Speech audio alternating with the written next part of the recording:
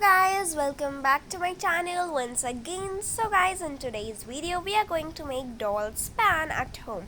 So firstly we will be needing any any empty tape roll, and we are going to cover it with chart paper or poster colors.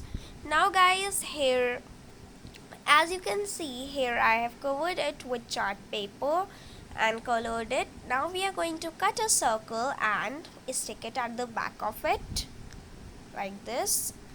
Here guys, I have sticked it at the back of it. Now guys, we are going to take a strip and we are going to stick it something like this. Now guys, here I have sticked and we cut one more circle, and guys we are going to cover it with one more chart paper, and I will stick a bead on up of it like this. And guys, our DIY is ready. Till then, bye bye and see you.